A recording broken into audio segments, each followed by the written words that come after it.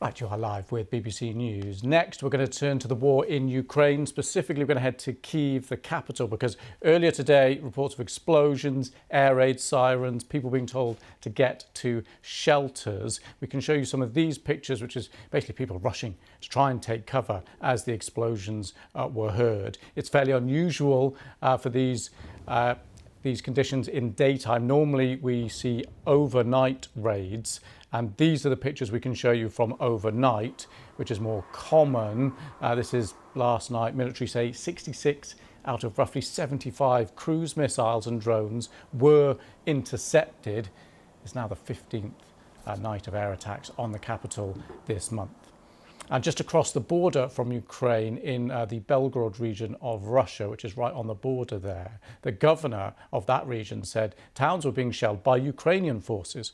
2 industrial facilities were hit, 4 employees wounded, according to the governor there. Let's go back, though, to Kyiv. Our diplomatic correspondent, James Landale, has been out in the capital and brought us up to date with what's been happening.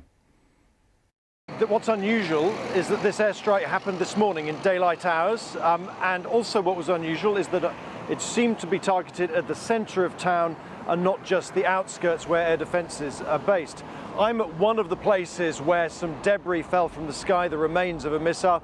You can see it landed here, you can see some of the damage. It landed right in the middle of that road there, narrowly missing, we think, some vehicles. Left detritus everywhere, it was burning away.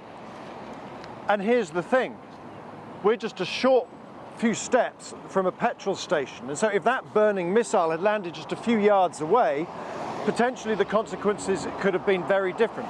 As it is, we think so far there have only been reports of one person being injured, because even though this attack happened in the daytime, the risks are much greater because there are people out on the streets. As you saw, the children having to run for their shelters from their schools. You had the underground packed here with people who had been at work, suddenly leaving. So an unusual move. We haven't seen this for some time here in central Kyiv, and clearly an indication of the Russians just ratcheting up the pressure one notch further on the people here in this capital. And James, just give us an insight, because obviously you're there, onto how your movements therefore are calculated and monitored. Were you told, instructed not to go out earlier, and you are now? Give us a feel for what you and everyone else has to do. Well, look, I mean, when airstrikes take place, our first priority is to make sure that everybody's safe. So we, like everybody else, go to the shelters, take cover, and make sure that the whole team are protected. But then obviously once the air raid is over, then there's the opportunity to go out and inspect and do some reporting. But there are very, very clear rules. This country is at war. It's under martial law, and that means there are very strict rules about what can be filmed, what can be broadcast.